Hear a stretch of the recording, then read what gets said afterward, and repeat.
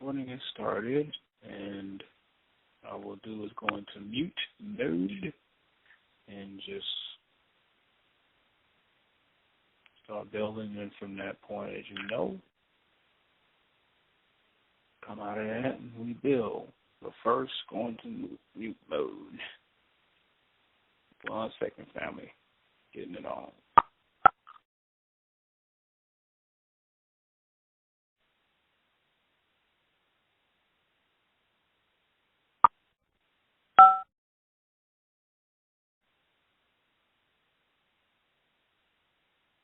Okay, family, yeah. All right, it's another episode of Non-Mind Radio, another telecast, conference call. Just thank everyone for getting on. Hotep, Wepwawet, Black Power, whoever's getting on. About to do a little deciphering tonight. I think that's very important when a lot of us still watch television, which at this point is kind of hilarious. You would think that we have already kind of moved on from that, but, it's all good. But we do have to have an idea of what we're looking at because it is just that, it's programming. And then also, by the way, I see a lot of us, we know how to turn off Black Liberation real quick. When The Walking Dead premiered, Walking Dead came back, and man, I see nothing but Walking Dead references from Revolutionary, from everybody. I'm like, oh man, such and such died. Oh my God. I'm like, really, nigga? That's what you want to talk about? Dude from Walking Dead died? Wow. That's deep. Just think about that. How you can program an individual to their attention can snap from something extremely important to something extremely trivial and worth nothing, just like that. Programming is deep. When you really look at programming, just look at that. How we flock to certain things that really have nothing to do with us whatsoever. These people don't give a shit about you, but you can't wait. You're feeling bad for an Asian dude that got killed on a fictitious show based on a comic book that you could have went online and looked at it and found out on your own. Ain't that funny? But that's weird. That's really weird how they can steer our emotions whenever they want. I mean, this is serious. This isn't something that's funny. This is you want to talk about a conspiracy? That's conspiring. You can control a group of people however you want to. That's power. From just a television show, that's power. I'm not only going to talk about, of course, the show Insecure Issa Rae, but just giving an idea of what we're dealing with and what we've been dealing with in terms of television, in terms of black television, the lack thereof of black television. I'm going to give kind of a brief history of black television in mainstream, in how it has moved in white supremacy, and its history. Because I did a show maybe 2-3 years ago. I think it was called Negropeans and Bedwenches, but it was given a really good history of degradation of black people in television and just the arts and stuff like that. How blackface was started and this and that, going into Al Jolson, even before that in slavery, the Jim Crow days, about how Jim Crow was started because one white man who was in the theater was watching one black child in the slave quarters basically dancing. The whole point of it was slaves were doing whatever they could at that moment to not be a threat or be threatened to die. But you got to realize if slaves wasn't working, they pretty much are dead. So that's a period where the child, the slave boy, wasn't working. So they had to find something to do to basically keep themselves busy. And so they started, being buffoons.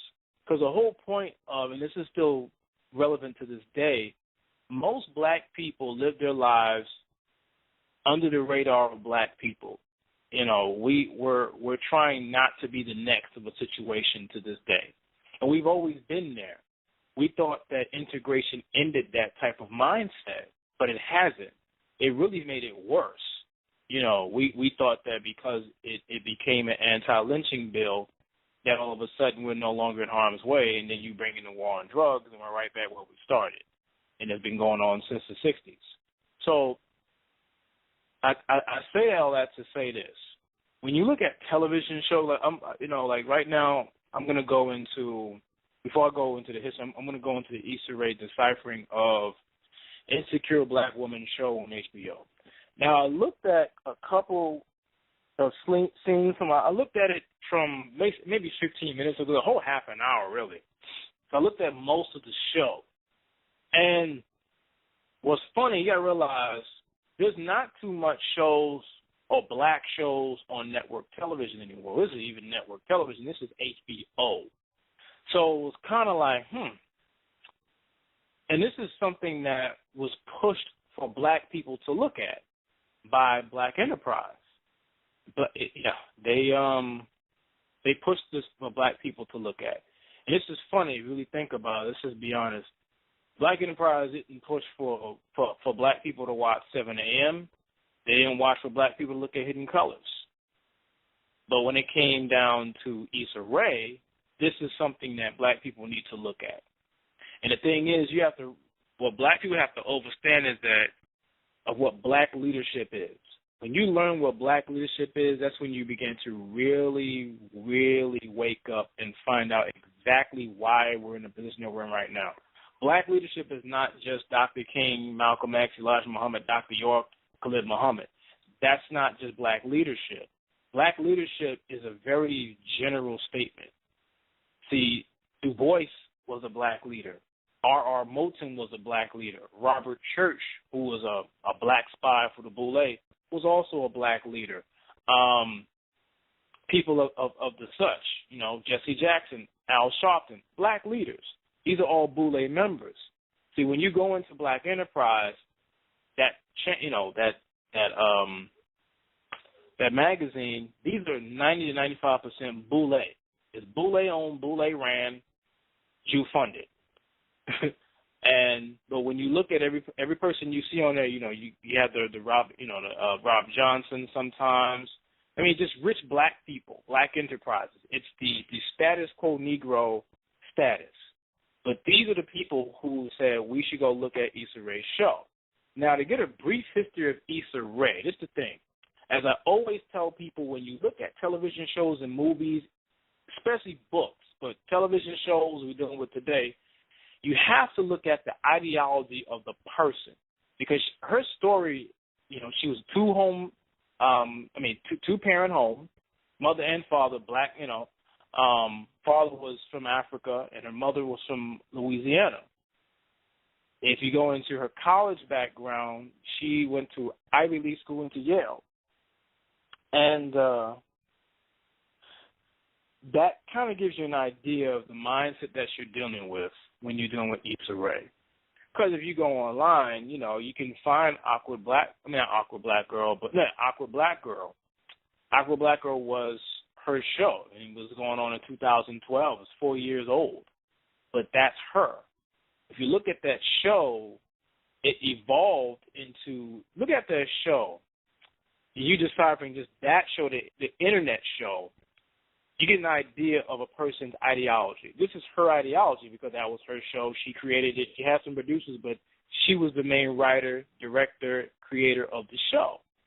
The show basically, for the most part, shows internet black men. She's just trying to find a boyfriend. Her main best friend on the show was an Asian woman. It's kind of weird, you don't really see that too much in the black woman world. But as the show progresses from first season to second season, I deciphered it, and it just turned me the hell off. That the black men were inept on the show. She had kind of a dating situation with that black man. Next thing you know, season 2 comes up, and she's with a white man. And they end up being together. Now, again, always just remember this. Whenever you're watching something, whether it's movie, television, something that has some type of writing behind it, whatever it is, but it's a show. This is the ideology of the person who's writing the show. So whatever you see happen on the show, you can have black writers with white mindset, white ideology. She progresses from the Negro to being with the white man on Aqua Black Girl. You can go online and look it up yourself. Go from season 1 to season 2, and you see what I'm talking about. You know, she's kind of quirky, whatever. So you kind of feel bad for her. So whatever she goes through, perceptively, is not her fault. It's the fault of anyone outside of her. She doesn't have faults. You know, and it's funny, the Asian chick that she has as a friend is kind of black acting. And nowhere on the show does she check her friend. It's just kind of like, whatever. And the black women on the show really were like haters for the most part. Most of the black women on the show were haters towards her. And you have to also realize people play out in their art. Whenever you see a person even if it's a painting, it could be a painting, it could be a drawing, the person lives through the art that they create. Just think about that for a minute. Whenever you look at writers of a show, like, for example, we go back to the 70s with Norman Lear from Good Times to other shows that he did that were black, he's giving you his ideology about black people in the show. See, blacks don't think like that. They're just thankful to have the show. But if you look deeper into the situation, you're thinking to yourself, wow, a cracker is in charge or responsible for a show portraying black people. So we don't even think, again, even in that sense, we were just thankful to have a show. We weren't even deciphering the show or the shows. We just, like Good Times. It's funny. I was going to go into the history of black television and white supremacy, but, I'm going to do it right now anyway. The show Good Times basically evolved from, it became a coon show at some point, from, the black man, which is John Amos, not able to make it, just can't get it right, just can't get that job, to being about dynamite every 5 minutes. The catchphrase Negro. That's reality when we look at that. Black television became catchphrases. George Jefferson, how he says "wheeze it," how he, everything was a wisecrack, nothing was serious. You cannot take the Negro male seriously. Everything is a joke. Even though it's a comedy, you couldn't take him seriously. So subconsciously you say to yourself, wow, I can't take this nigga seriously. Every time you saw someone on television, you couldn't really take it seriously. 70s with the movies, blaxploitation, couldn't take it seriously because everything that was a super Negro going against the white man, but everything that happened was like really goofy the way it happened. Three the Hard Way, movies like that. JD's Revenge, but everything was really, and if it was JD's Revenge, it was like all these type of things that create dichotomies for black people to aspire to were coming out of white minds. But anyway, going back to Issa Rae. And one thing I even gave her credit for, and I felt she was taking 2 steps forward in this process, was after our brother Alton Sterling was killed. She created, a FundMe page for, his children's college fund because the man is gone now. Who's going to be able to do that for him? So I was like, all right, so I put my money into that. I felt like, hey, she's doing something noble. I truly respected that. But then looking at Insecure Black Woman, I was like, wow, okay, yeah, she went from taking 2 steps forward to 10 steps backwards. And I'm going to give you an idea of the reason why. Anyone has HBO, they can probably find it, or you can go on HBO.com, or I was able to find bits and pieces on YouTube. But I'm going to go over certain scenes that I was able to write down, and so you can really get a clear idea of what of what the mindset was on the show. Now, for example, one scene that really stuck out in my mind was when she was at her job and she was talking to her black friend. Her black friend that she has is able to, as she said, quote unquote, black people like me and white people like me. This is Issa Rae's black friend on the show. She's able to play the Negro role for the black people, and she's able to be the token Negro, one of the tokens in the position of power in the corporate world. She's able to play that role for white people. Now, it was funny because her black friend, Issa Rae's black friend on the show, is not with a black man. She's with an Arab. And so what's really funny was fast-forwarding to a conversation with Issa Rae's friend, black friend, with another character on the show that was Asian, and the Asian chick had a black boyfriend. And it was very weird because the interaction between the Asian chick and Issa Rae's black friend, who was with an Asian, was really awkward because the Asian chick was saying, "Wow, hey, I don't have a problem with with my black man. He does what he's supposed to, like he's a behaved Negro." And the black friend is like, "Shoot, that's why I had to go get me an Asian because these niggas ain't, it was like, because you can curse on the show in this HBO, so you can pretty much say whatever you want to say." So it's like, in that instance, she throws black men under the bus. Like, wow, okay. But one of the most poignant parts of the show was Issa Rae was doing almost like a substitute teacher type thing, where she's talking to the kids, and one little girl says, "Are you dating anybody? Are you married?" And she's like, "No, I'm not married." She says, "No," she says, "It's none of your business." And the child was like, "Shoot, usually my mom said anytime someone say that, they're single." And she's like, "Well, first of all, I'm with someone, but not really. I'm with someone. I'm with a man that I've been with for 6 years." And the child was like, "Why aren't you not married?" And she had nothing to say. And it was like she made this facial expression like, because on the show she's with a black man. You don't see the black man yet. Now, fast forward to the black man.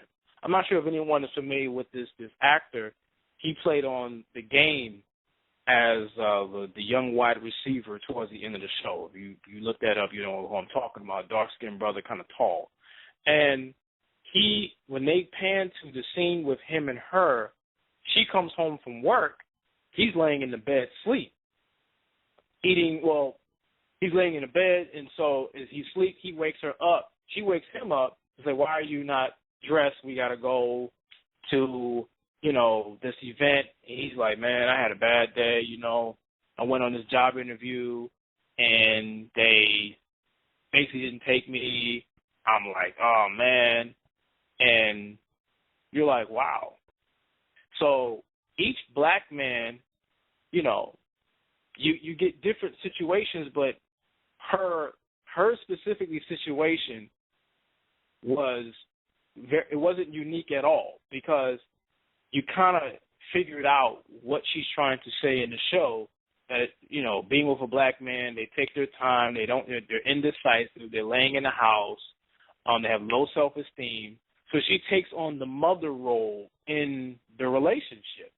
The dialogue that they have is almost like as if I'm living with my mom and I'm laying up in the house all day. Because she comes in and is like, "So you didn't put no other applications in? You had no other interviews?" It's as if he's laying up in the house, in his mom's house, and she's the mom. And it's very weird because it's like, wow, so this is what she thinks about black men. And so you fast forward into the show. While she's with her man at home, she's texting her ex, which is scandalous.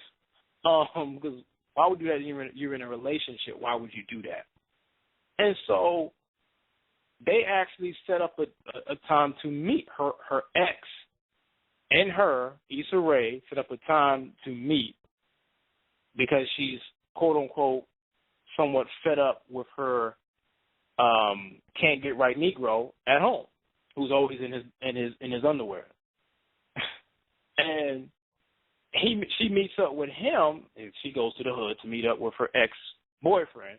And, she basically says, well, look, I'm just trying to get, trying to talk to you again. And he's like, oh, I'm not even with no relationship. I'm just trying to, do my thing.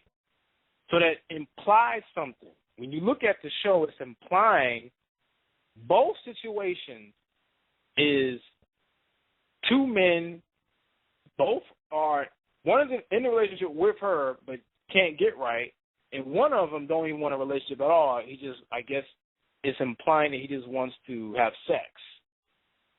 Both situations is two messed up black men in her perceptive mind, and it's really funny, and it's kind of it's funny, but it's sad.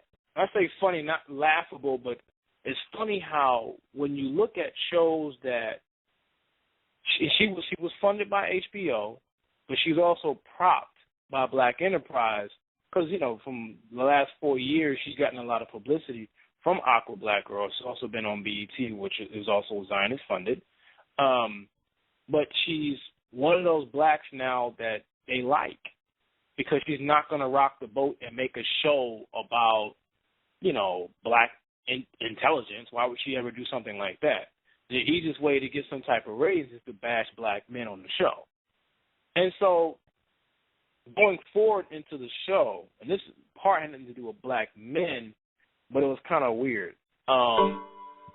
She goes into, let's say, for example, she's getting ready to go to a party. And so she goes through different lipstick. See, all this stuff needs to be codified. When you look at something like this, you get a clear idea of what they're trying to tell you in the show. She actually puts on black lipstick, and she begins acting, quote unquote, niggerish. Takes the black lipstick off, puts on red lipstick, and begins to act somewhat distinguished and like kind of white. Takes all lipstick off, just puts on like lip gloss, and gets back to being normal. And that's funny. Like, people don't even think about things like that when they watch shows. That a person is able to show you based on color code how specific people. Because usually when you look at a white woman, wherever you are, a lot of times they'll have red lipstick. So she putting on the red lipstick put on the mask of a Caucasian female.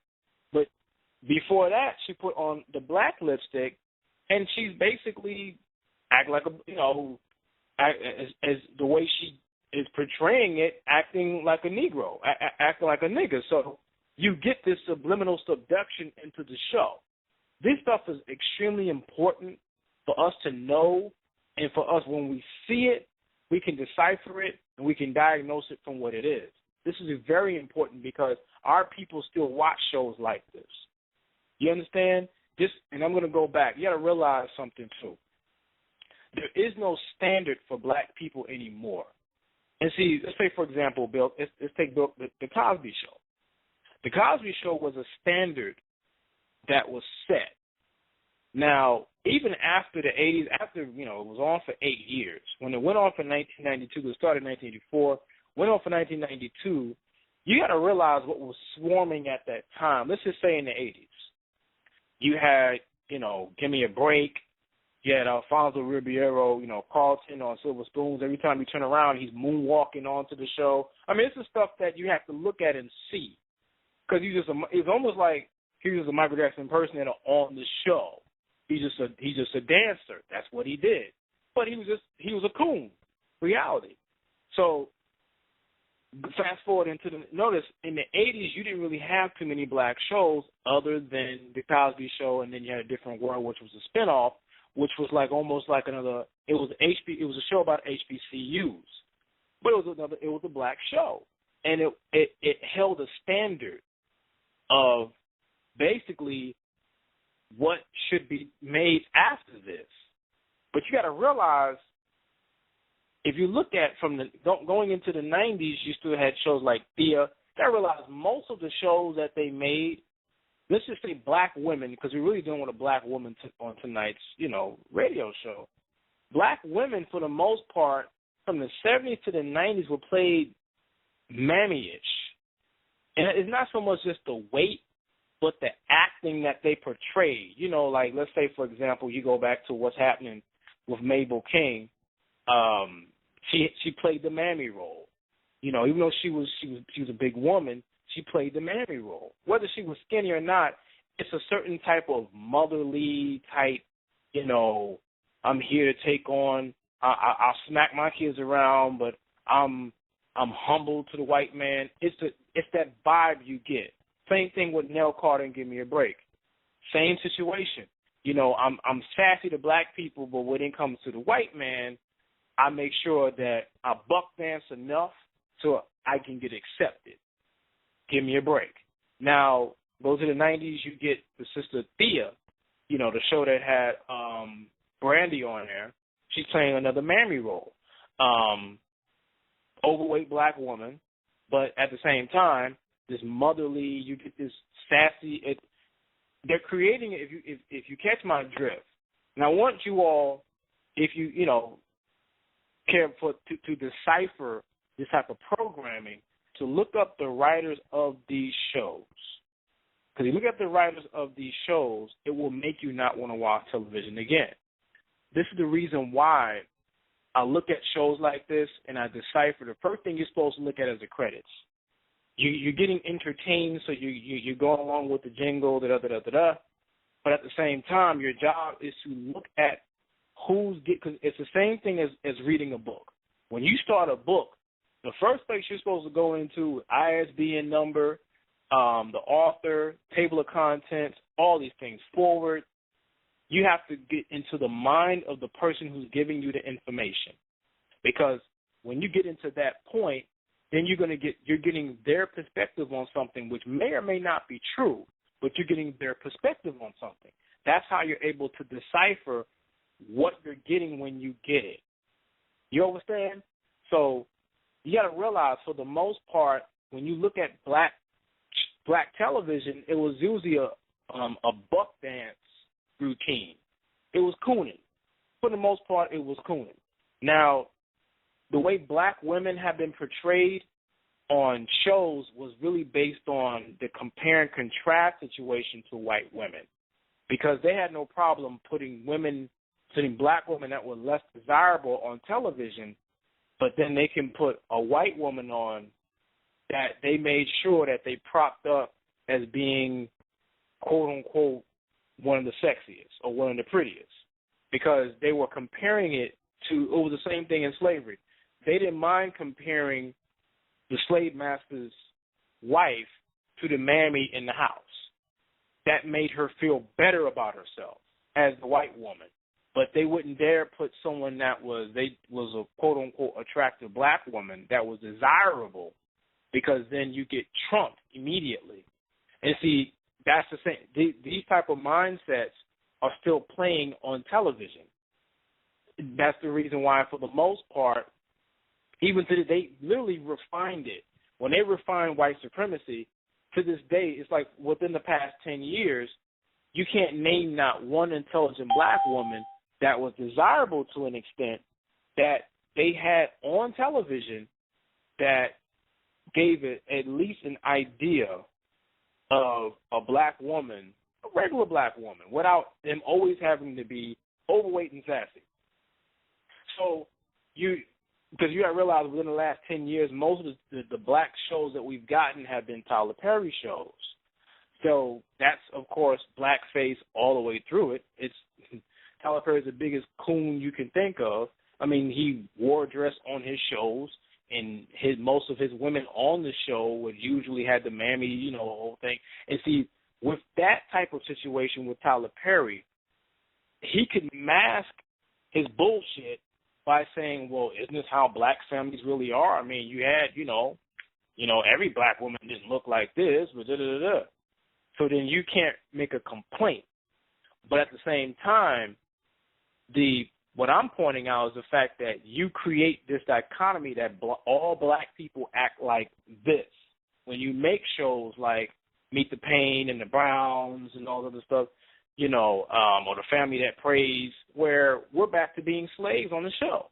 We're back to being what white supremacy, what whites love to see us in. They like to see us being submissive to white people. And that's the situation that people don't really pay attention to when they watch these shows, is that we're just so happy to get the show that when it's time to say, well, damn, why don't we just get off this shit? Why don't we stop paying attention to this? We're that programmed into the show that we can't just make the distinction that this is programming and they're disrespecting you at the same time. When we, for example, I mean, just looking like this for example, going back to Issa Rae, it's crazy because out of all the shows that they could have created or that they could have financially backed, because not only did HBO financially back this show, Black Enterprise financially backed this show. And again, Black Enterprise is 90 to 95% Boule. All you have to do is find a Black Enterprise magazine, and you're getting Boule all through it. So you're getting a Boule-backed show about bashing black males. And so even, let's say, for example, there's also another part in the show where after Issa Rae meets her ex, and it just, you know, it just falls through. It just went to crap. She goes over her black friend's house, and they say, you know, they have this really awkward. If you look at the show, it's a very awkward relationship that almost tethers on lesbianism, because he opens the door and she's like, you know, something, bitch. You know, are you done, bitch? You know, it calls her the bitch. I'm like, wow, okay, this is deep, but, you know, hey, it's HBO, bitch. But at the same time, the complaints become, you know, one has a problem with a black man, two black men, Issa Rae, and her friend dating an Arab. What's funny is that when the Arab contacted her via text message. No, matter of fact, yeah, I'm getting it right. The Arab contacted her via text message, and she tried to call the Arab, thinking he's going to answer the phone, and the Arab rejected the phone call. It went straight to voicemail, but he texted her back, was like, you know, I'm not talking right now. And so and then all of a sudden, he sends her a text message saying, I'm not ready for no relationship at all either. So she didn't complain, though. The funny thing I looked at was her response to that was like, she was sad, but she wasn't mad. And she didn't throw the Arab under the bus the way she was making slick, smart comments about black men on the show, throwing black men under the bus. See, this is the thing as to why you take shows like this. I'm not bashing Issa Rae. I don't know the woman. You know, I respected her for what she did in terms of raising the money for Alton Sterling's family in the college fund. But when you purposely make a show like this where it's like you're playing into stereotypes and you're disrespecting yourself and black men, because the easiest thing to do is to go on television and disrespect black people, because you can get all the money you want. Doesn't make a difference as long as you're doing it. But if she turned around, this is HBO here. So if she would turn around and say, you know what, I'm going to make a show like The Cosby Show, this is my idea of a black family, they would not have greenlit that film, that show. And she knows that. But at the same time, she wants to put out what she wants to put out, which is disrespecting black men. And getting this, you get this dichotomy, and you feel, again, the same way you felt sorry for her in Awkward Black Girl is the same way you feel sorry for her in Insecure Black Woman. It's literally part 2 to Awkward Black Girl, except it's just cursing. So it's really not much of a difference in the situation. So, again, when you're looking at black television, which to me doesn't even exist anymore, at something else, truth be told, black television has never really existed except for The Cosby Show, because that was the only show. I'm not bigging up Bill Cosby at all. I know he's boule, it is what it is, but it was a standard. You got to realize black people as a whole, this is leading into reality, do not have standards. There's no principle set. So when you say, for example, if you're a black analysis of Pan-African RBG, you say, I don't deal with pedophilia, homosexuality, interracial mixing, we don't fuck with no crap. We don't do none of that. You get black people who will try to talk you out of having that standard.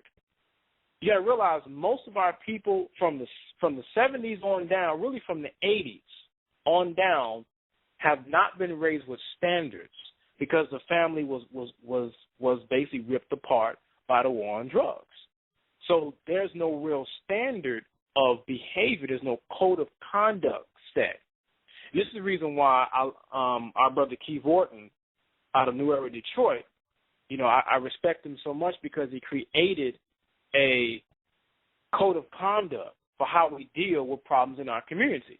Because for years, Black Simmons was like, okay, you black men, you weren't dealing with this, and we had these complaints about pedophilia and sexual assault and rape, and he addressed it in his 10-point system.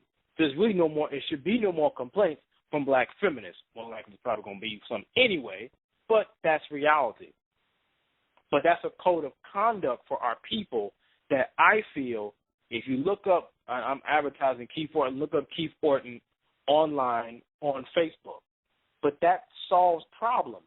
But truth be told, as a whole, as a group of black people, there's no black code.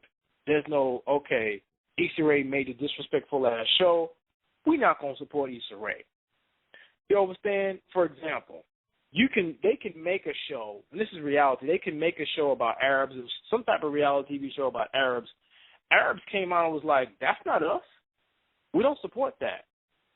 And eventually the ratings go down because they come to a consensus and say, we don't support things like that. See, most of the time when you're around black people who have like a code of conduct or have certain things that they don't deal with, most of those are called, crazy and they get disrespected. Whereas black people are all over the place. There's no, we're not going to watch this show. We're not going to watch this movie. We're not going to support this sister, this brother who disrespects black people. We just tether along to anything that is black, which all of it, for the most part, 90% of it is coming from a white mind. So you're already continuing to get programmed by your slave master to act a certain type of way. See, this stuff is extremely important because our children are still watching television. And so they can stumble upon shows like Insecure Black Woman by Issa Rae and be like, wow, this is what black men are? See, this stuff is extremely important. We may not think that this is important to know and to decipher, but this is extremely important to decipher. It's like looking at a television show as just the need to laugh about it, and it's just whatever. My father, Dr. York, made a really good point. Years ago, he said the thing is that white people are anything.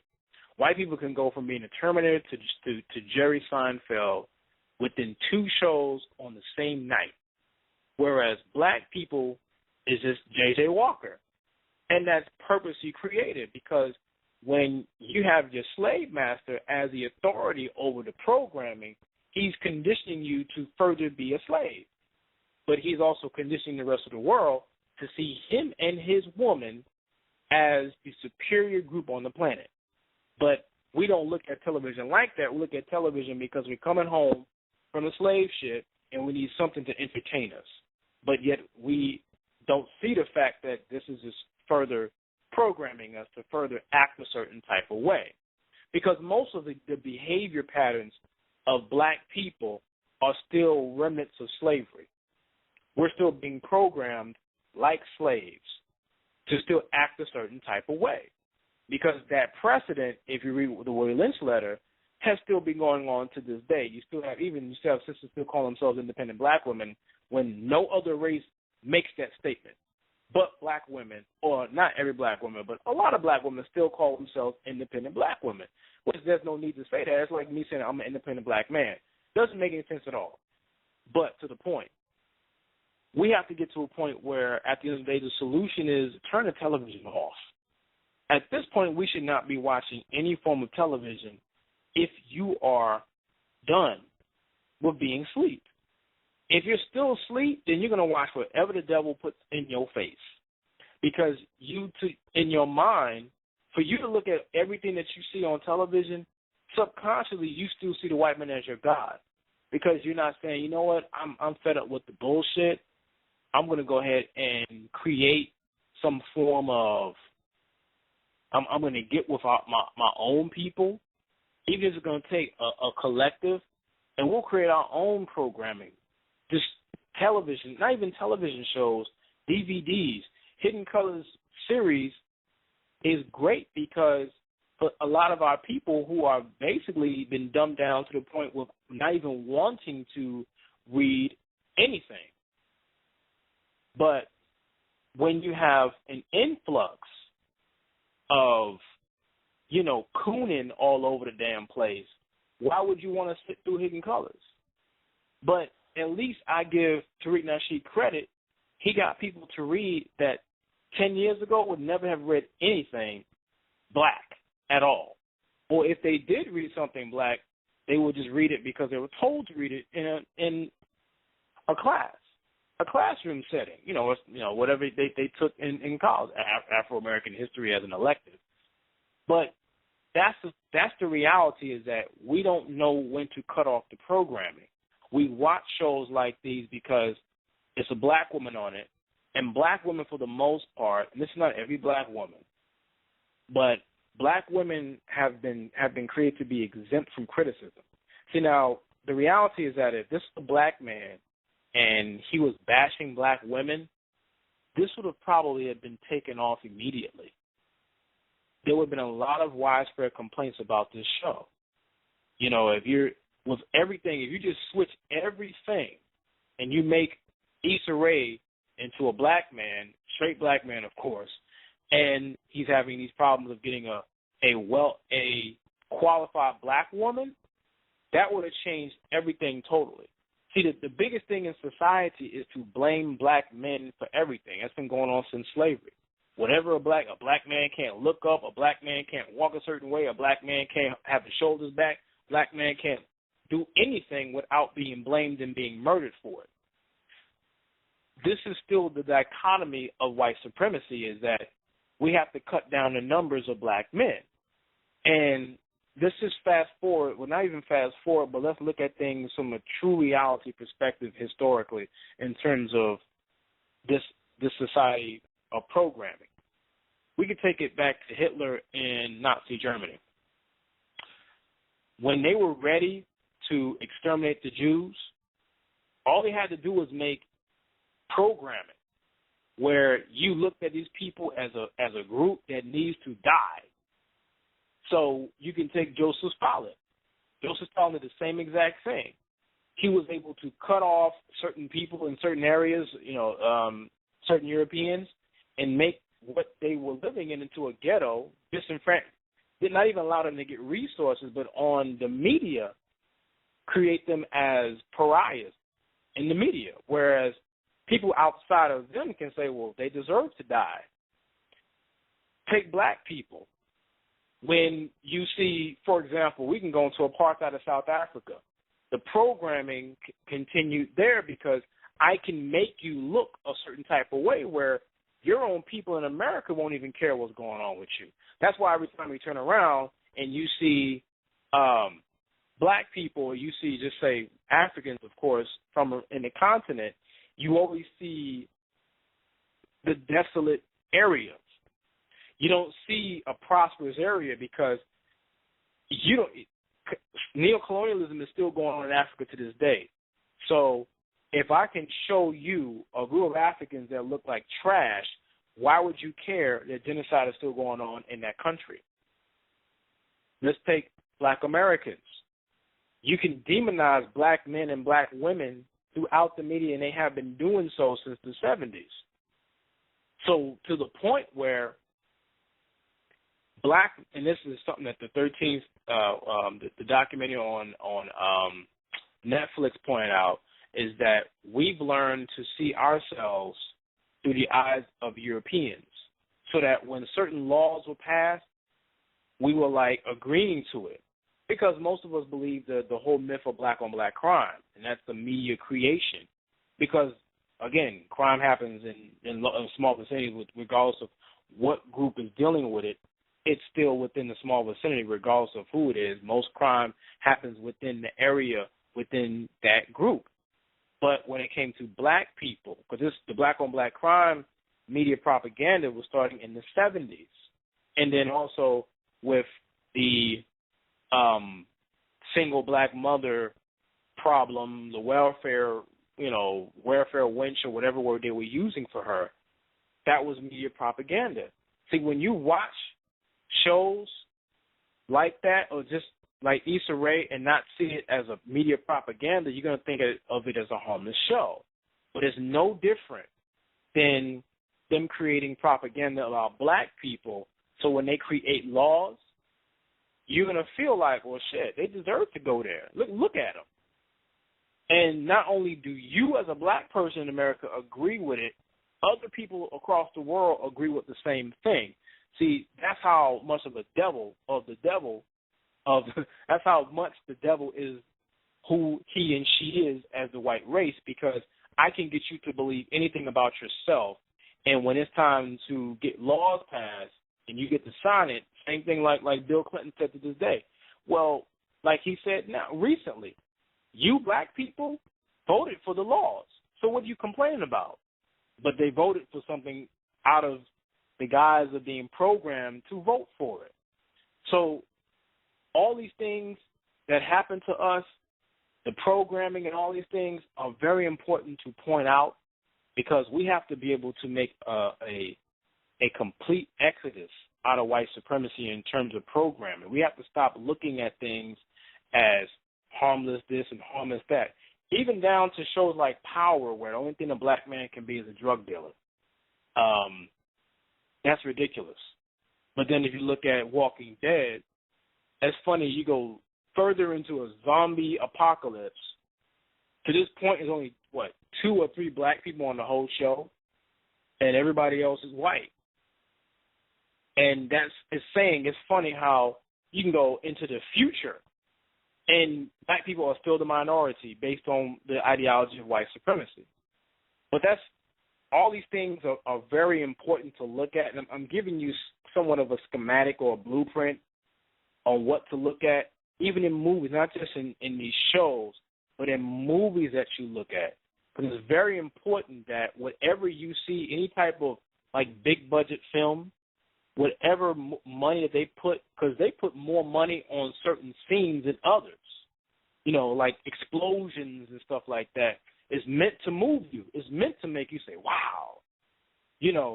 So when you watch, even with, let's say, for example, Tyler Perry's Why I Get Married, and for a lot of people thought that was his one non-coon coon movie, but you still have dysfunctional relationships on that show. So what did you really get? That's really funny to think about, isn't it? You're still getting what you get on those movies. We like to watch them because we like watching black people that are somewhat, quote-unquote, upscale further than we are, because we don't like our lives. And white people know we don't like our lives, because subconsciously it's like we're still back on the plantation. We're still, it's almost like the hood is now the new form of the slave quarters, because we are refusing to come out of the situation to create, because there's a solution to where we are. We just do not want to take that solution and move forward in that solution. So before I go into, listeners, just think about that when you're watching a show, black show, or just go back. You can go on, YouTube and look up Girlfriends, and you're still getting the same dichotomy. Every time you turn around, a black man just can't get it right. It's like these women went through so many black men, and it's ridiculous. You're like, wow. So we really, subconsciously, you have to, as a black man, when I watch that show, I have to fight the propaganda and not see myself as being inferior and just can't get right, indecisive Negro. But that's the shows that we like. Even going down to the movie The Help, where a lot of sisters covertly like that movie, for 2 reasons. one, it gave this racial solidarity between black women and white women, and it also, a lot of them thought of it as being inspirational, that these two, you had Octavia Spencer and Viola Davis was able to tell their story and stick it to the white man. At the end of the day, you're still inferior in the movie. It's still this complex that you're still being the mammy in the show, not the show, but the movie, and white people, white men and women are still the dominant force on the planet, or just in that country. I mean, just in this country, because it's funny, the movie was playing in Mississippi, whereas most of the whites in that area were rickety and torn down and cave-like. Whereas in that movie, you see nothing like that. And see, we don't catch that because whatever white people say, we believe that. Whatever white people put in front of our faces to watch on television, that has to be right because the white people said, this is what we need you to see. This is what we need you to see.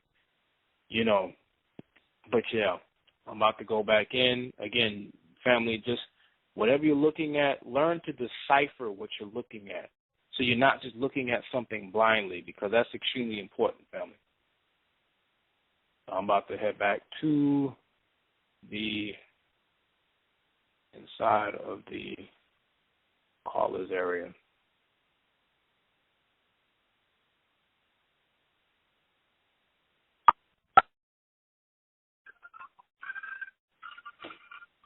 All right, peace, family. Does anyone have any questions or statements about what's been built on tonight? Yeah, brother, now that you look also as a movie, and I did a little research on the Monsters Ball. That's the same thing that you're talking about. And Lee Daniels, who made Empire and Precious. Mm-hmm. And he got a big budget to make movies like that. Right. Halle Berry portraying herself as a desperate black woman who becomes a bedwitch to a racist white man.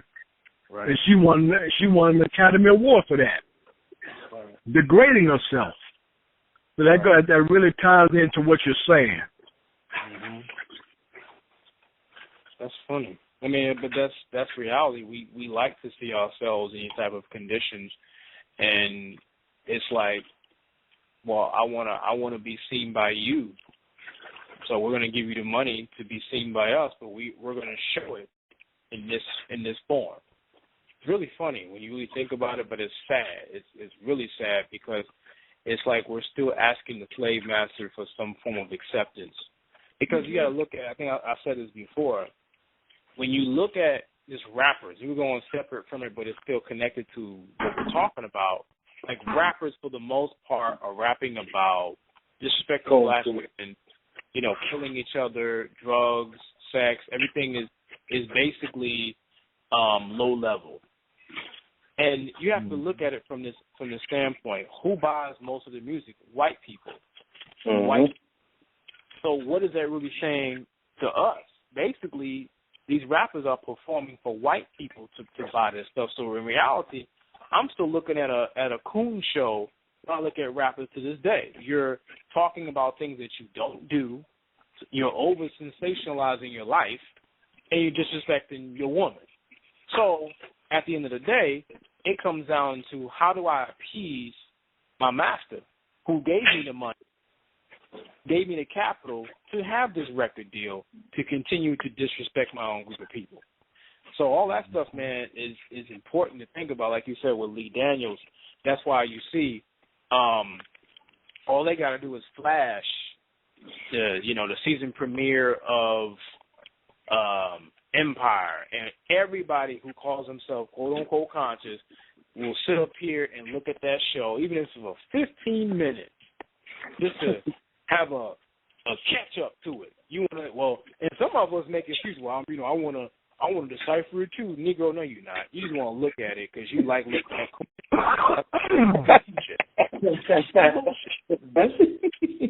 Let's keep it real. That's true.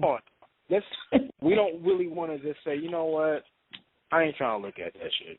I ain't trying to look at that. I mean, it's dehumanizing, because what it's saying is, in a relationship sense, Terrence Howard's character and Taraji P. Henson's character just can't get it right in a relationship. You got homosexuality going on in the situation. You got an overbearing black man role, which is, was played by, I think, the youngest character, and I think he left the show, and he was gay in real life.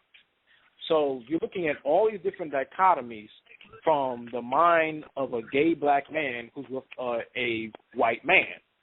And we don't look at it from that standpoint. Again, whatever you're seeing on television, somebody wrote it, and somebody wrote it who had a brain.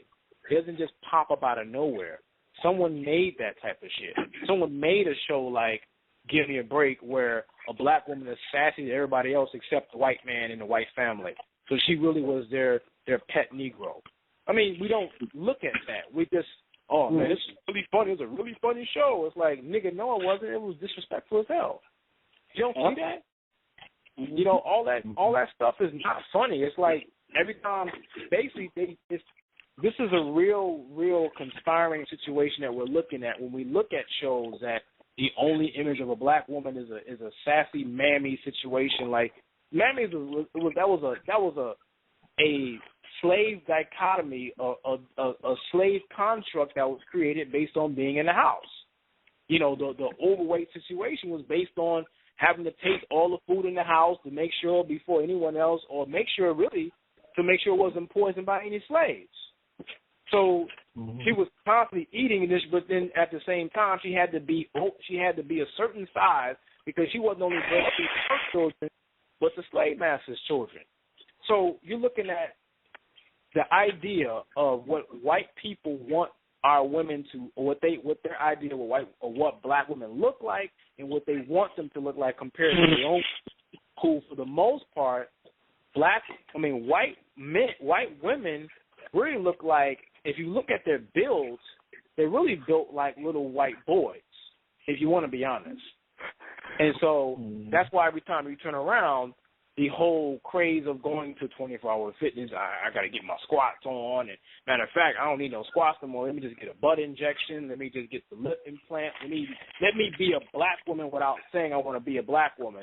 Because naturally, you manifest as being built like a young white boy, as a white woman. Truthfully, if you look at them, there's rarely you rarely see. This is true. This is genetics. You rarely see a white woman like built. You see a lot of them, they are bought, and this is natural genetics from being a Neanderthal race of people, that they lack certain types of nutrients in their system. So guess what? What manifests itself is what you're lacking. So you're not able to be built a certain type of way. But what's funny when it comes to black women, they can create scientific terms dehumanizing our women. So it's really crazy. They're dehumanizing them based upon being well-endowed women, and they've been doing that since slavery. It's ridiculous, but this is the reason why this was important to talk about, because a lot of our people look at these shows, and we've looked at these shows in the past, and we don't know how to turn it off and say, wow, this is crazy. I'm actually looking at this. But we don't. The thing is, it comes down to conditioning. We are the most conditioned group on the planet, from America to Africa to Jamaica to Brazil, wherever we are dominant at, we're the most conditioned. So again, whatever they can create, because they can continue to give Tyler Perry money to make his Buck Dancing Coon show, the Halloween movie that he's making. I mean, that shit is ridiculously disrespectful. And that's what I mean by codes. When you don't have a code of conduct, there's never a point where you approach people who create shows like this and you come to them and say, well, look, brother, we're not going to support you no more creating bullshit like this. Whereas other groups won't even, they'll create something where they'll just strip your money from you and you'll just, die out. Whereas with us, we promote disrespect. But that's reality. We don't know how to unplug and say, you know what, I'm not. At least if you don't have the financial power to do what needs to be done, then don't look at it and stop making excuses for looking at it. Because I see people still looking at things that they know damn well they're not supposed to be looking at. And it's and this again, I'm not nobody's father. I'm not your judge, but do not call yourself being unplugged and awoken or conscious, but you're still looking at things that disrespect you. So that's the part of being a code of conduct, because the first person you're supposed to conduct some form of checking on is yourself. And if you're not able to check yourself, then you're going to continue to say, well, I'm going to do what I want to do, and it's like it don't work like that. That stuff is very disrespectful because it's dehumanizing to us as a group. And we have to get to a point where we begin to push. Like, for example, I'm going to, let y'all get back to whatever y'all was going to say as well. We watch, because I watch Birth of a Nation, and it's funny because, this is the first this is the first slave movie created by a black man. And that right there is something to look at. Look at the movie. You don't have to look at it. You don't want to look at it, it's fine. At the same time, it's relevant because now the brother Bill Duke, in case you didn't know, is actually going to make his own Nat Turner movie starting next year. And also now, of course, is now being talked. Tariq Nasheed is also coming together with other people to make, a Haitian Revolution movie from this is still Black Minds, because he brought in Professor Smalls by Nia Bello, and she's been lecturing damn near master teacher level on Haiti for almost 30 years. So we got to, if you have our people who are doing things and giving it from a black perspective and it's not dehumanizing and disrespectful, then we have to support it.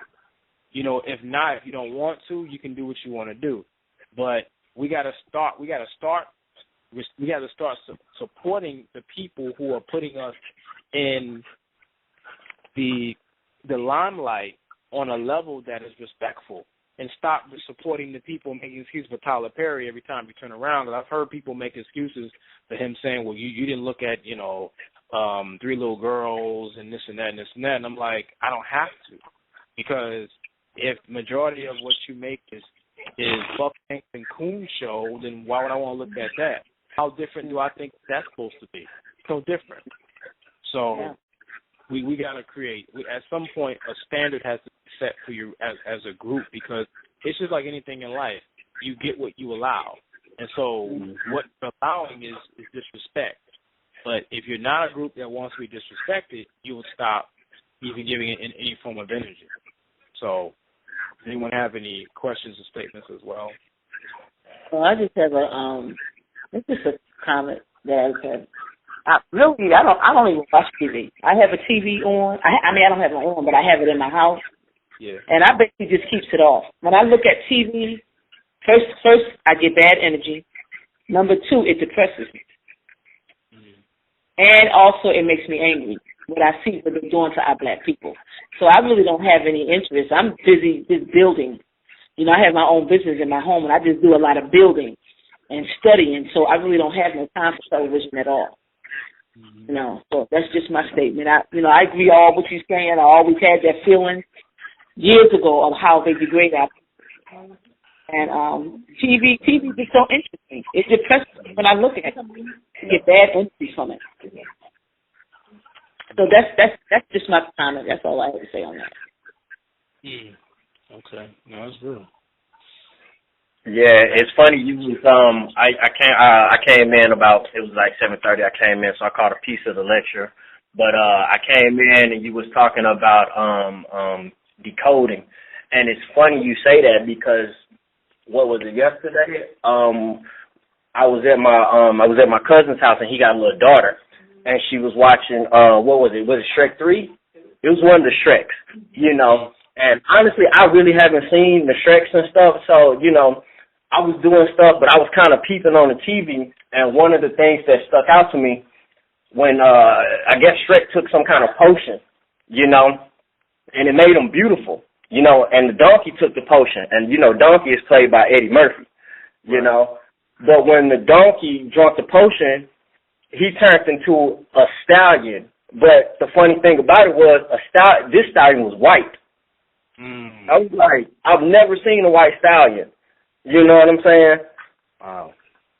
So I was like, and it's funny because I'm watching my look, you know, my girlfriend made the observation. She was just watching her, and like, you know, the sounds and the colors and how, like, it was the fairy godmother put on a red dress and she got so excited. You know what I'm saying? Wow. And then the music, you know, and I'm just watching my little cousin kind of like react to the colors and, you know, everything that's going on the screen. I'm just like, man, this programming stuff is serious, you know? It is. It's crazy because even with cartoons, we don't think like, you know, and that's like, I forgot, Pixar, however you want to say it. I think it's cartoon too, but still in the same category. We don't think that's there, like, at all. We don't think that. But what's funny is that the first cartoon that they made was disrespecting black people to the utmost degree. Yeah, they were. Yeah, it was like, that's all it was about. And it's funny how they didn't, if you notice, they didn't take those off of television until like the late 80s, early 90s. So those early, those early cartoons, the Disney and Looney Tune cartoons where it was like constantly find a way to disrespect black people, that was still being shown when I was like 8 or 9 or 10 years old. I was late 80s watching this stuff, and I'm looking at this, and it was a really weird feeling watching it. Like, wow, this is weird. Like, what am I watching here? And they can, they can make a show. Like, for example, it was a cartoon movie that came out that I watched recently in the movies, and I forgot the name of the show. I forgot the name of it, but it was about life in the supermarket of, like, products. It's like a whole different world within a world in a supermarket. You know what I'm talking about? Yeah, Sausage Party. I know what you're talking about. I didn't see it, but I know what you're talking about. Sausage Party. Sausage Party is like, first of all, the title itself is weird. Yeah, it was. That's why I haven't seen it. Yeah, secondly, the movie itself, bro, the movie basically evolved into literally a homoerotic orgy in the movie. Like, it evolved into that. Like, it's crazy how when you're watching the movie, they make these points, like, about religion. So a person who's a little woke, because they know where people are going in terms of leaving religion, so they make a movie like this because they know where a lot of human beings are going to make you say, wow, this movie is teaching you something. Then they flip it, and it becomes a thing where everybody in the supermarket or everybody in the movie that's, playing like a certain type of food or whatever, they all have sex. Male on male sex, female on female sex, orgies. It just becomes this whole big thing. And I'm looking at the movie, and I'm like, wow.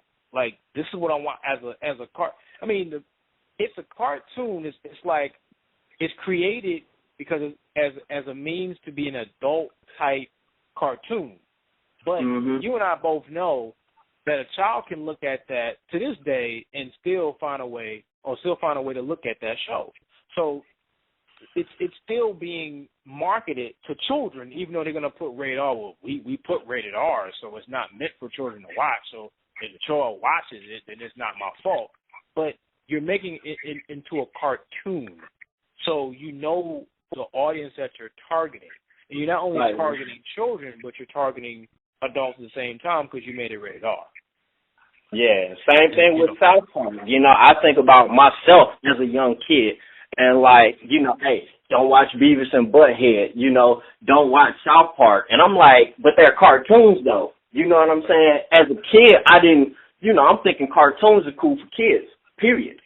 Right. So when you got my parents and stuff was like, hey, don't watch this, don't watch that. That made me want to hey, I want to see what's going on. And of course, I didn't understand the stuff then, but now when I look back at it, it's like, wow, man. Like you said, it's that programming, and it's like you said, it's important we decode that stuff, Yeah, it is very important.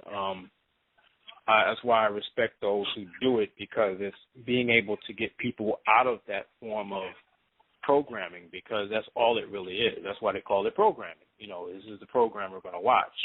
We are going to watch ourselves be programmed by a group of people who are creating genocide.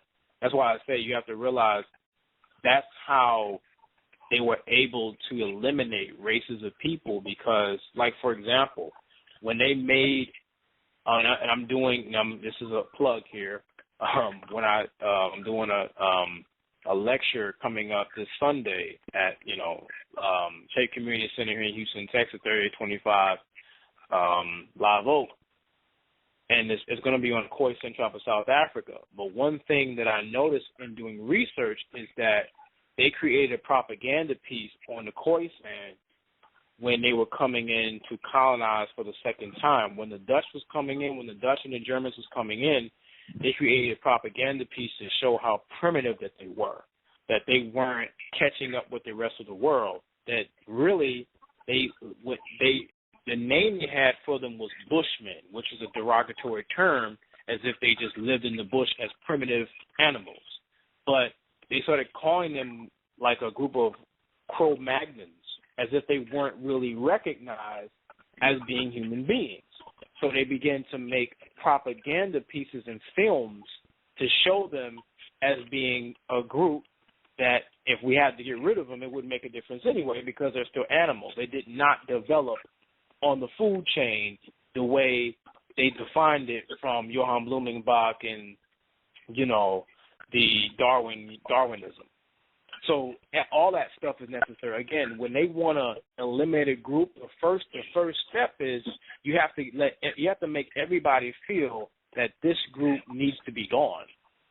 So when I went into the thought process in making TV shows like this and making movies where all black men are doing or raping, like, for example, Birth of a Nation, really not Nate Parker's Birth of a Nation, Nat Turner, but D.W. Griffith's Birth of a Nation. That movie, if you could stomach it, is basically propaganda piece on black men being the predators of this country and how they are preying on white women. It is ridiculous. But that's what they created as a movie to stir up white people to basically revamp and rebirth, let's call it, Birth of a Nation, the Klan, that this group deserves to die. Remember, this is we're in a country where they created things like this.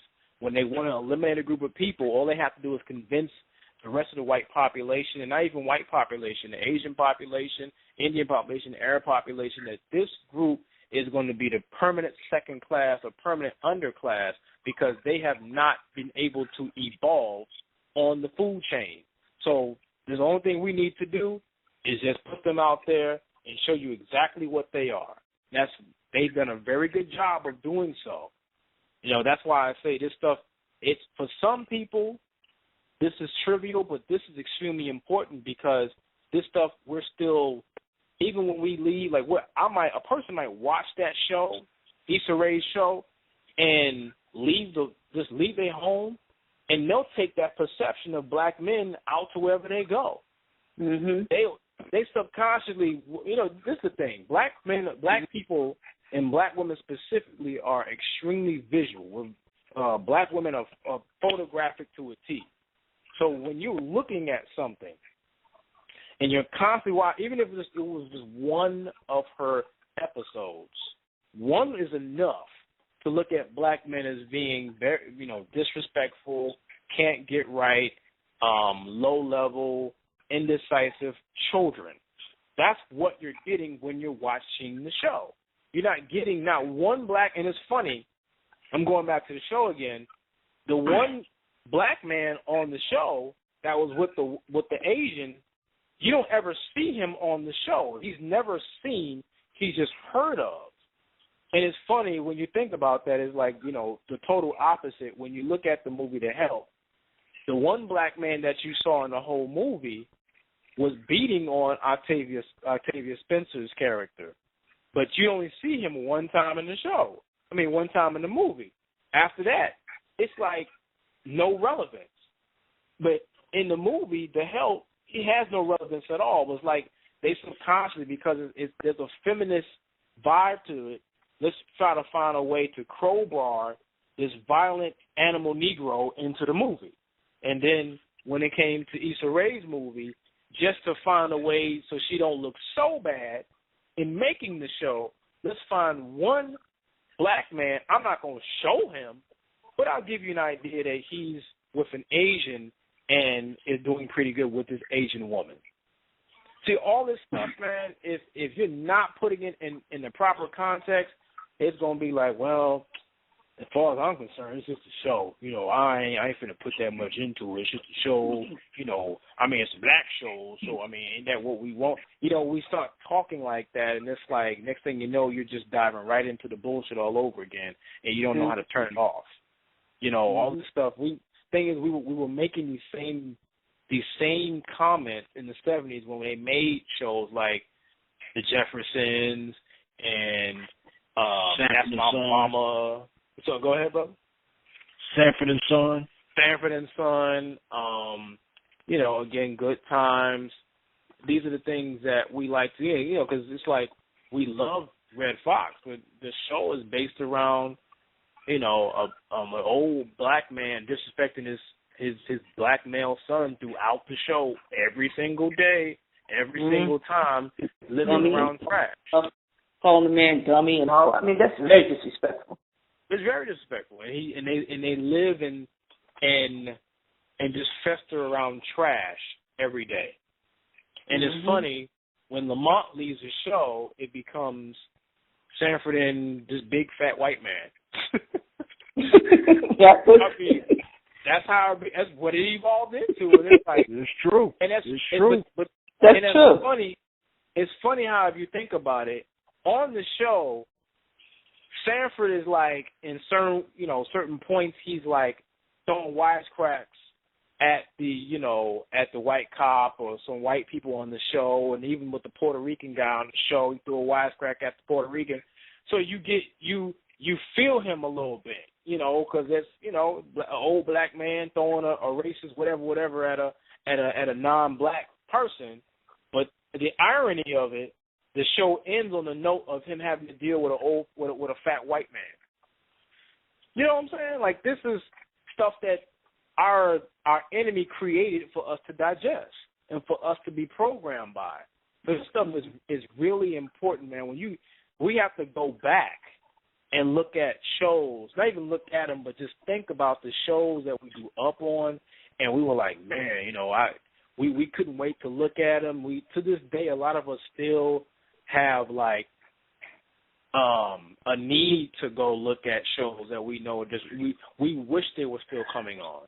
We wish it was when I was a kid. I wish Silver Spoons was still coming on, because I'm like, I like looking. Think about it like this: me as a child did not mind looking at Ricky Schroeder as a rich adopted white boy, but I was able to almost see myself as Alfonso Ribeiro because I was a Michael Jackson fan. So you get the worst of both worlds thrown in your face as a black child. And we don't, a lot of us, we're not, I'm 35, so I'm in a different generation, but a lot of the millennials now, they didn't come up on that. It wasn't as bad, but in reality it was damn near worse, because all they got was usually music videos where it was even further dehumanization. So there was no, in that sense, there wasn't even a buffer class, because at least within the Cosby Show, that was a buffer class on television. Whereas with them, you got nothing. You went from, dehumanizing music videos to Tyler Perry. So all you saw of yourself was a coon. You from low-level coon to super coon to mammyism to black. It was infested, and that's why when you can't even now you don't understand as an adult why this group, this age group don't know. It's like as someone keeps calling them, trying to be funny, grown crack babies. You don't understand why they're acting the way they're acting because they've been programmed to act the way they act. You're just like walking through the hood, and you're trying to wonder why they don't want to read anything. They don't want to educate themselves. They don't mind living in filth their whole life because they've been conditioned by our enemy to accept what they see as their own in their own reality. Mm-hmm. And so that's the thing. That's the biggest thing. Again, it's like, but it's the same thing. And this is to play a devil's advocate to the Cosby Show and A Different World. That created an aspiration for the well-to-do black family, and for the need to go to an HBCU. Whereas all you're really doing, even in that sense, is playing up to the white status quo. Because on the other side, when you deal with A Different World, HBCUs, 95% of them were funded and built by white people, and they had white, up until a certain point, all white teachers. So you got to look at all these things. Even though you got this, you still got that poison put in your brain. So we have to look at that and begin to move forward from this. I said I've done something like this before, but I realized with shows like Insecure, and again, I don't mind the backlash. I don't mind being called a hater. I don't really care. Matter of fact, I'm gonna do a whole show about feminism and black feminism. They're gonna really have my head on the stake. So that's good for me. My thing is about truth. And I realized, because you got to look at movies like, and a show like Insecure by Issa Rae, you get a black feminist twist to that. Because a lot of the statements that they made, the smart aleck comments about black men, black feminists say the same exact thing. Well, shoot, they ain't ready for a relationship, no way. It's like, they stand up in the house all day. It was funny because Issa Rae's boyfriend is sitting up eating Fruit Loops at 8 o'clock at night. Like, what the fuck? What black man does that? I'm looking down like, really? Like, really, Issa Rae? Really, sister, you made this man eat Fruit Loops at 8 o'clock at night in his boxers, looking at, wow. And it's funny, what he's looking at on television, and check this out. What he's watching on television is two black men heading an exercise video. Think about that. It's like he's watching two Billy Blanks together as a black man in his boxers eating Fruit Loops. Like, really? That right there made me say, wow, what the hell is going on in this sister's mind? About, like, all that stuff is necessary. Like, you cannot tell me that was something that you felt that you didn't need to codify. Like, that's deep. When you really look at that's when I was talking about the lipstick part. The lipstick part is deep, but that part is deeper because everything is laid out right in front of you. So it's not much I really have to say unless you want me to. I just laid it out. That's why I say, family, I recommend, I don't want, you look at it and all of a sudden now you look at it every week. Look at, go online and just look up like an episode of it because it's easy to find. Look at an episode of that and you get a really good idea of what they're trying to tell you and what she's trying to tell you. Because truthfully, this is the thing. This show really could have been made by freaking David Duke. The way it was portrayed, it could have been made by 10 white supremacists or Klan members. But they don't have to anymore because you do it to yourself. That's right. Because you got to look at it. The ideology of it on the show, because an ideology is played out in the TV show. You could take that ideology from that television show, and you can go on white supremacist websites, and they talk about the same exact thing about black men not able to evolve as a group, as a separate group of their own women, that at least black women were able to evolve out of slavery and into the corporate world. The reality really is someone's bedwitch.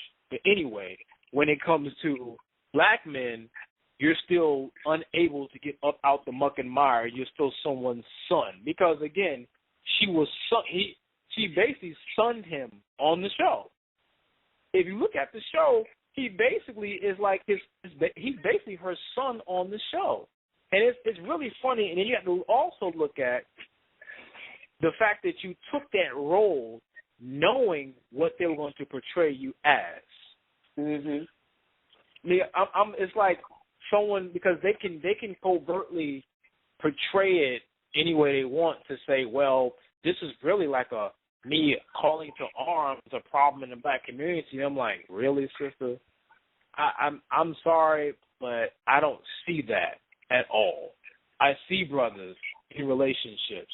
I see brothers taking care of their responsibilities. I see brothers choosing black women. Now, there are black men who don't, but I don't see what you see.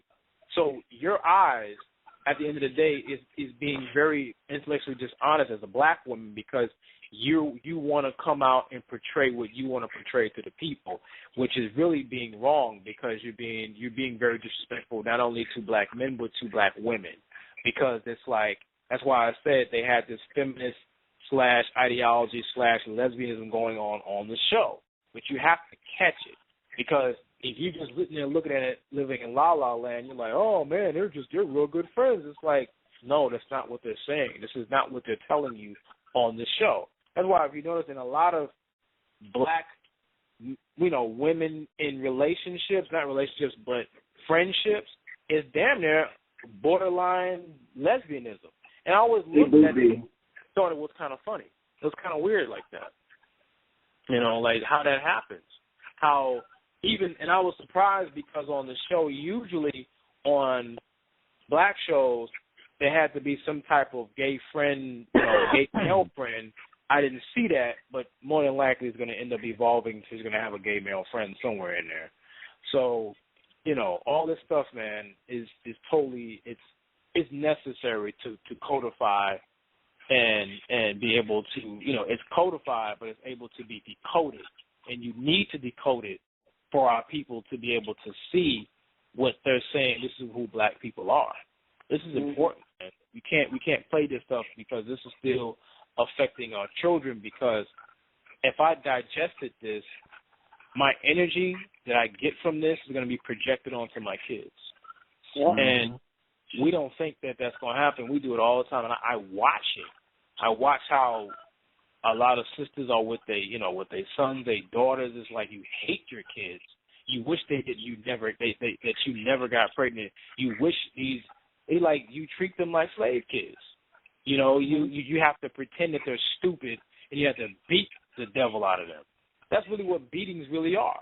If you really study history, and I'm digressing, but that's what beatings were really represented, is that when slave masters would beat the slave, in their mind they were beating an animal. That's why in their mind they could beat you to a pulp and beat skin to the bone on you, because they on an ideological level they saw you as an overgrown, upgraded gorilla.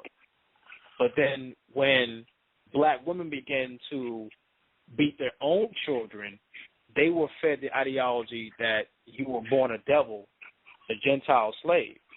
So you were already the devil in you, so you're acting, I have to beat the devil out of my child.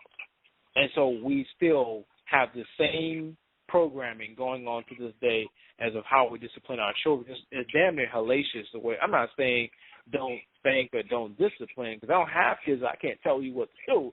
But at the same time, the way we do our children, even when it's like public displays of beatings, I think that's very disrespectful to yourself and your kids. You don't have to do that. You know what I'm saying? That's why people look at us like, why are you beating your kid? And you're embarrassing your child, and that stuff carries over to their life even after they grow up. Like you're thinking about these things, that you were traumatized, but it's still leftover programming. So this is reality, man. So if no one has anything else to say, I will shut it down for this week. I want to say thank you to everybody that did get on. able to, continue this week after week after week. What I'll do is next week, if anyone has a, spread around a black business, I'll plug that black business, and I'm going to do my shout-outs to Houston Unity Tribe, Black Power to everybody, and also, again, Hotel Wild Show, peace and love, family. Okay. Hotel. Hotel. Hotel.